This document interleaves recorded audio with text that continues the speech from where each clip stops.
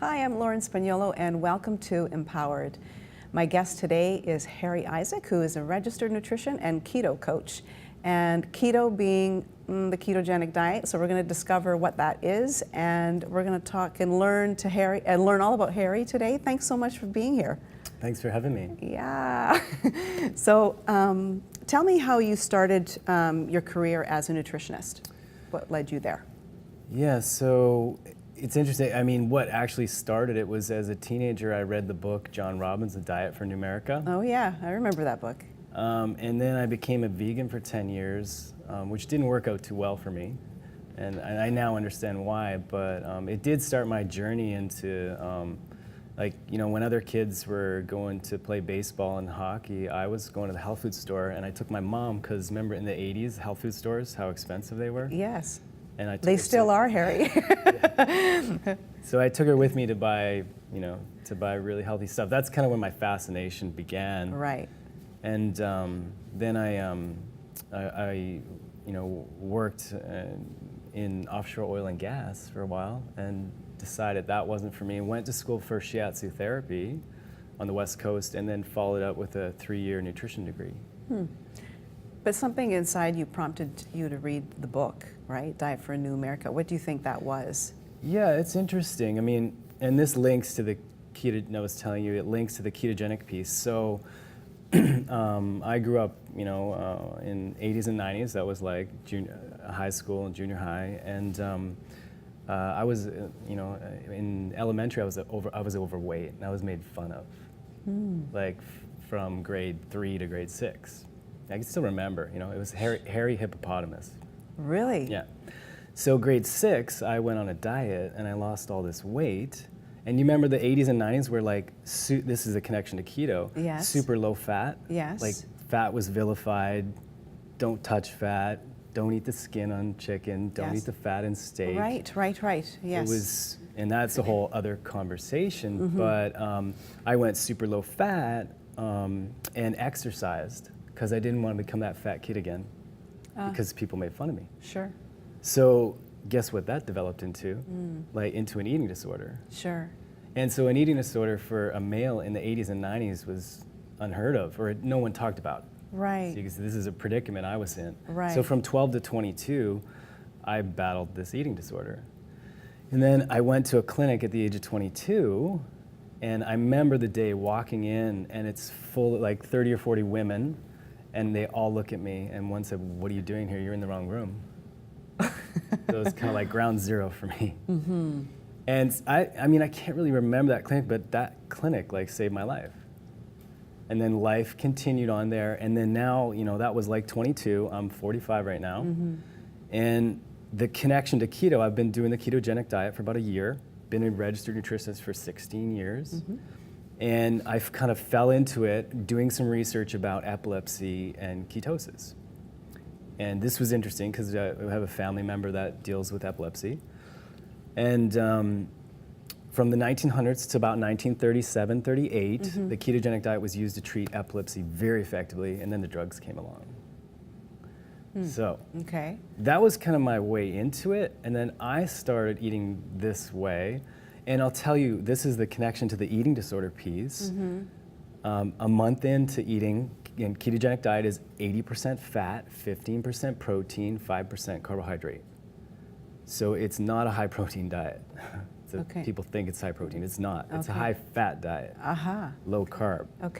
So a month into eating ketogenically, I was like, oh my God. It's the first time in 35 years. Eating disorder moved through that at 22, but I still had food cravings and stuff, And, a month into the ketogenic diet last year, I was like, oh my God, I don't have a food craving. It's the first time in 35 years I don't even think about food before meals, around meals. Like before it was like, okay, when am I gonna eat? When am I gonna eat?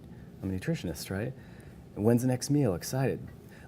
So my piece is it's a diet. It's funny, it's called a diet, but it's not. It's like, it is a lifestyle where you eat for longevity, not for entertainment.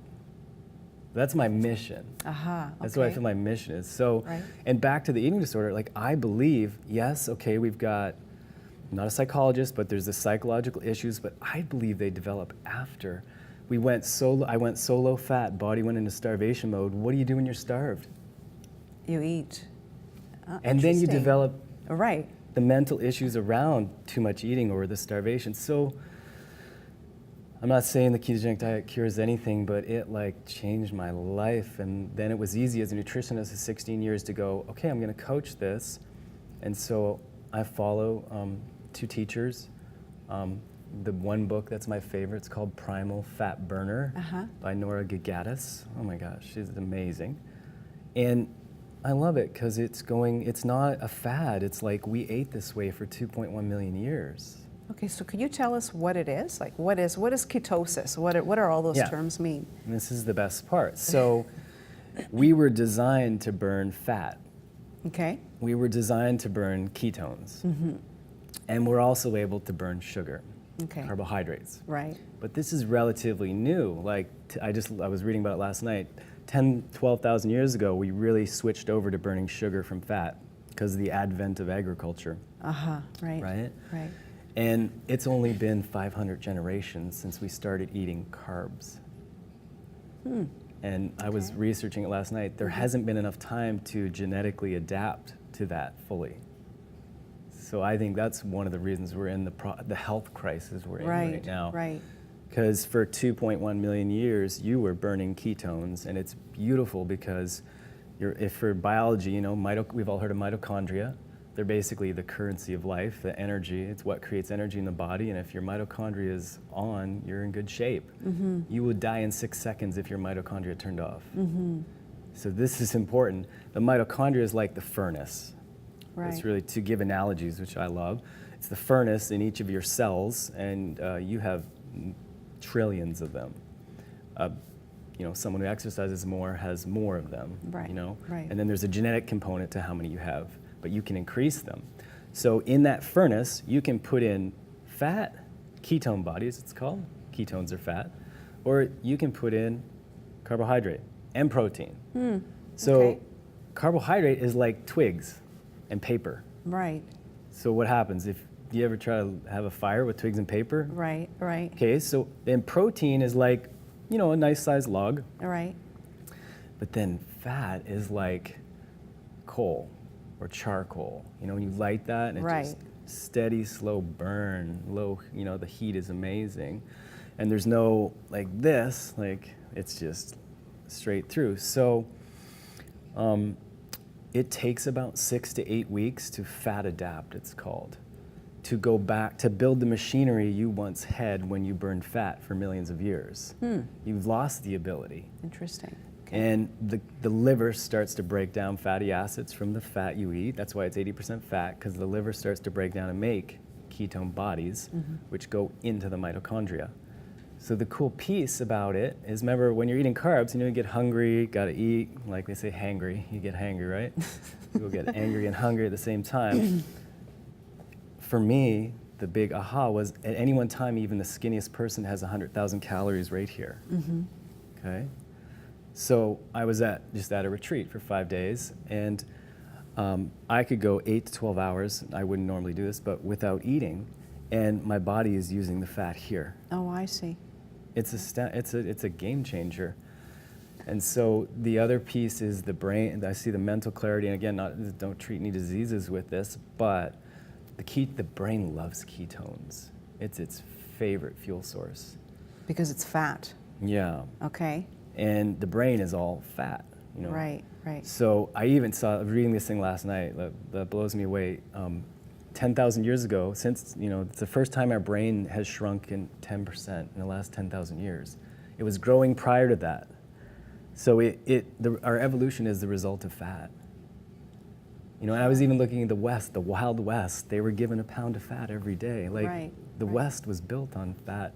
If you look at all the indigenous cultures in the world, they have a fat source, pemmican. Right. They have a, you know. How have we then, we'll go back to more into ketone, because I think this is really interesting, but like, you know, with all the juicing and, you know, that's a complete opposite thing to what you're saying, right? Yeah. Because everyone's like doing, either they're vegan, like you were saying earlier, or raw foodists. Yeah. I mean, at the end of the day, don't we have to sort of do what's best for our constitution? What do you think? Yeah, you do. And so for 2.1 million years, you burn fat. So I'm saying, like, everyone has to find their way, but Yeah. they say your metabolism, the machinery hasn't changed in 40,000 years, the DNA of it. But we changed 10,000 years ago to going over to carbs. If you look at the end, so in the mitochondria, the end product of carbohydrate metabolism is toxins, AGEs, end products. They say that may be the cause of aging, which blows me away. Wow. Right? Okay. Burning fat, ketone bodies creates no toxins. Clean. So it's like you go to the gas station. It's the gas you usually don't buy, the 94 that's so expensive. You're like, who buys that? That's ketones. Clean, pure, high grade. Okay. Carbohydrates, low grade. I don't make all carbohydrates evil. I mean, my kids eat carbohydrates. I think kids are a little different. They eat high fat, but they have their carbohydrates. So that's interesting to me because, again, I was this disclaimer, don't treat disease states, but I think 95% of all cancers can't live in a fat-burning environment. They live in a sugar-burning environment only. So guess what happens? Like if you search cancer ketogenic diet, you get some interesting things. So guess what happens when you're fat-burning? I think you're more protected. Okay. That's, because I have people do the ketogenic diet for a couple reasons. A lot of people do it for weight loss, but they don't realize that's a side effect of the ketogenic diet. Okay. So my example is so I grew up in the dieting era. Yes. My parents, yes. right? Yes. Maybe had an influence on me. And what do diets do? Restrict calories. Body goes into starvation mode. In starvation mode, it starts pumping out adrenaline, and you become adrenal insufficient. You damage yourself from a diet, and guess what? That's why you gain weight when you stop. So people, friends putting on 5 pounds every year for the last 15, 20 years, right? Right. So this is what keto, the side effect is weight loss, because when you access that deep fat, you're burning that high octane, the premium fuel source, and your adrenals are protected. And you can sustainably lose weight, not by restricting calories, but by burning ketones.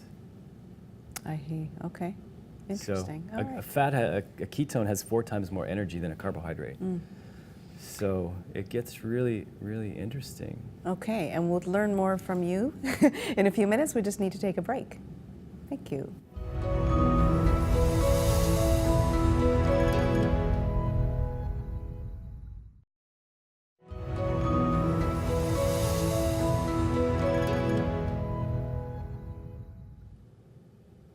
Welcome back to Empowered, and today I've been speaking to Harry Isaac about the ketogenic diet.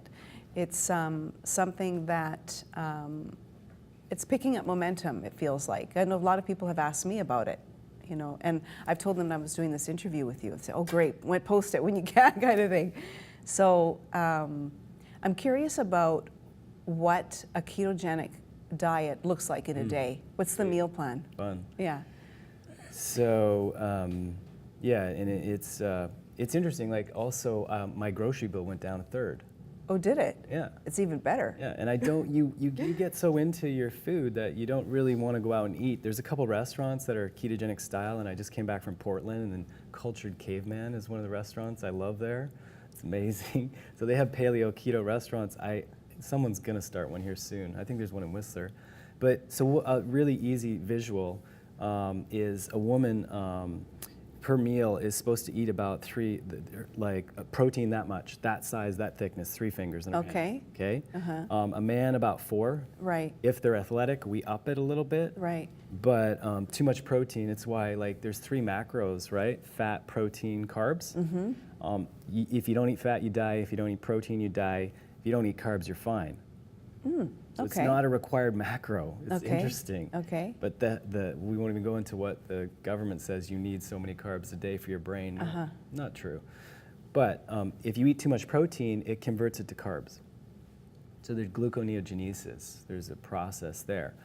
So back to my typical day, it's so each meal has 2 to 3, I measured handfuls of raw, measured raw, cruciferous vegetables, non-starchy. Always cruciferous. Yeah, non-starchy cruciferous. Okay. Right?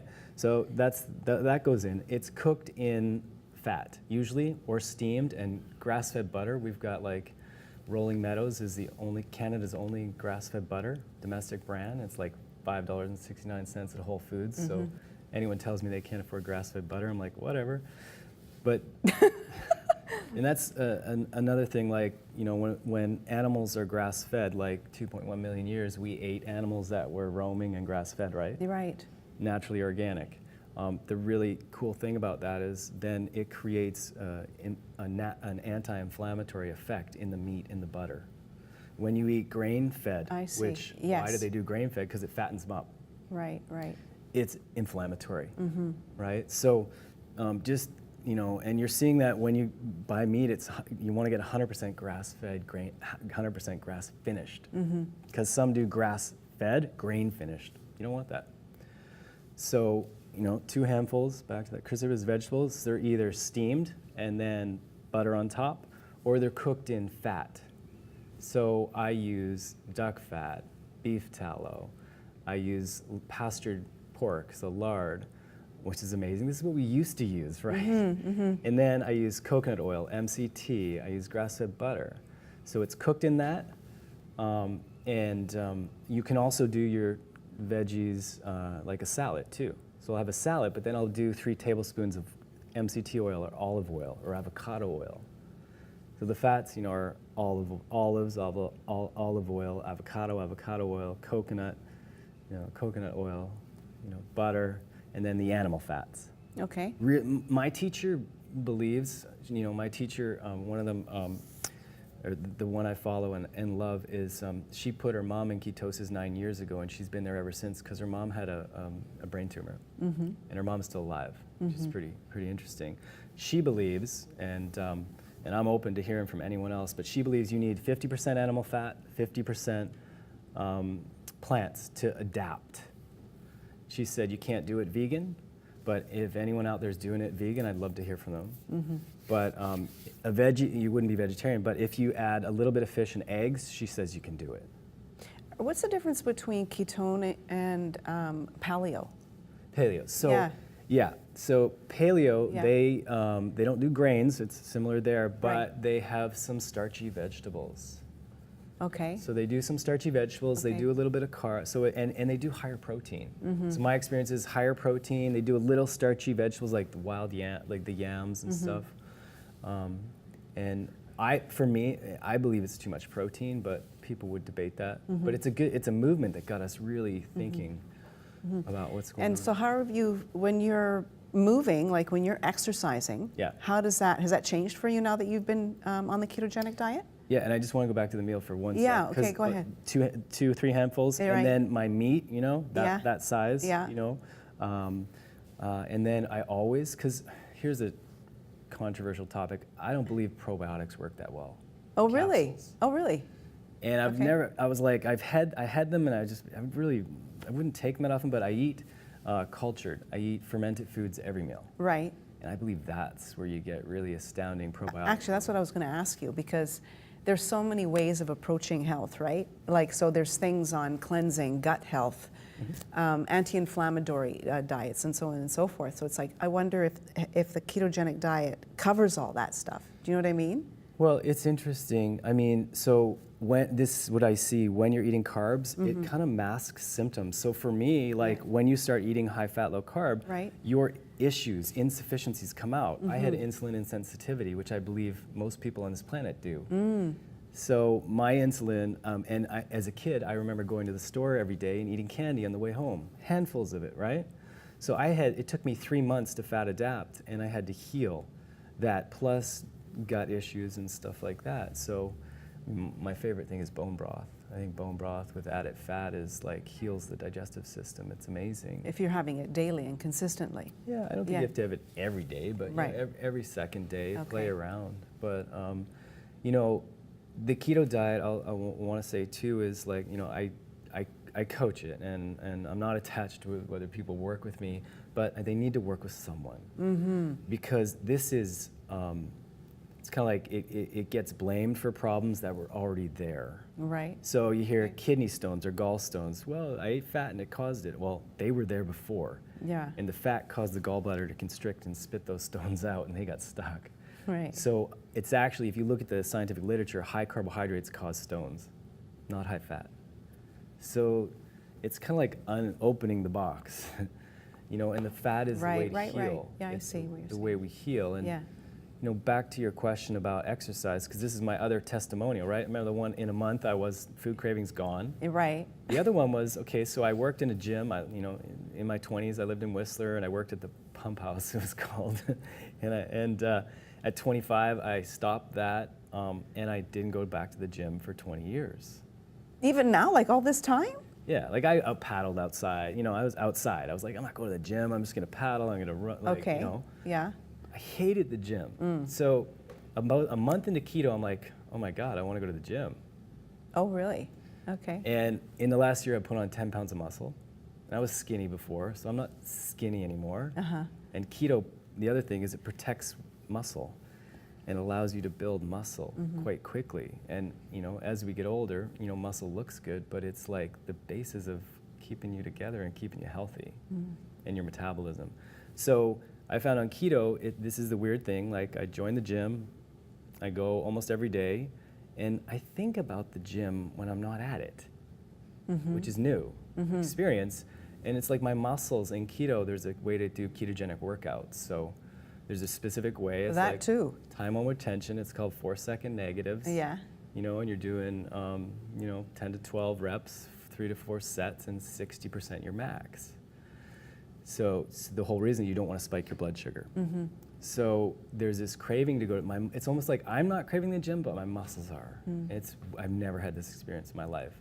Like I went this morning and I can't wait to go back. I don't know what that's about. Except something's changed inside Right, me. right. So, you know, I'm curious about other places in the world where they actually have this high-fat diet. And disease versus North America, you know, versus in other places. And I mean, we've become diet obsessed here. And to the, you know, and also how we look. I mean, you know, to the point where are we actually enjoying our food? Because I know what you're saying about longevity. Yeah.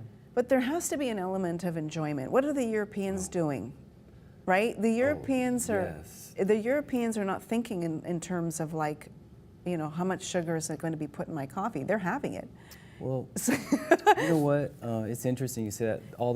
I look at the Scandinavian countries for what they're up to. Okay. They're all eating high fat, low carb. They have been for like a years? decade. Yeah. They're way ahead of us. You look at indigenous populations. Like let's go to the Arctic. The indigenous population there. There was like. This was in the 1900s. There was I forget his name, but an expedition that went up and it got trapped, and they sent another guy up to find him. Like it was the 1930s. Oh yeah.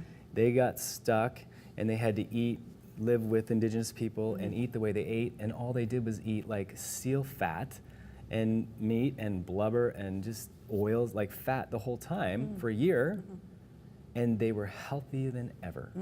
So.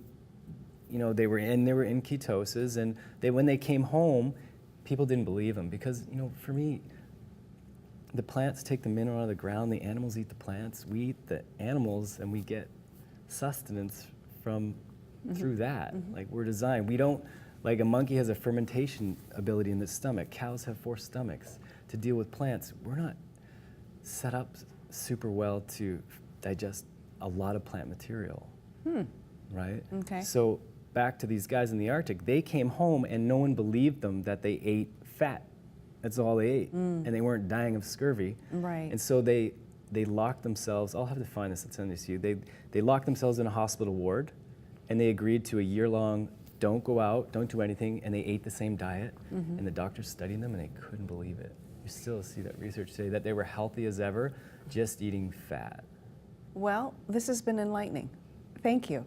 My pleasure. You have one more word to say. What would it be for someone to consider the ketogenic diet? Well, I think it's just when I start people, even look, if the average person could get their carbohydrates under 100 grams a day, Okay. we're going to be a much healthier society. All right. So, and you just do that by Googling it. You can find that out. Google the grams of carbs in anything and just get around 100 right now and see if going lower is where you want to go. Keto's under 20. Okay. Get her under 100 and see how it goes. That's my advice. Well, thank you. Thanks so much for taking the time this morning to come and visit with me. Thanks for having me. Yeah. Check out Harry's website, Be Realistic and Expect Miracles, right? Be realistic, expect miracles. And I love that, by the way. Thanks, Harry. Thanks you. for joining me today. And what can I say? Thanks to all the guests or all the workers at Shaw for their support.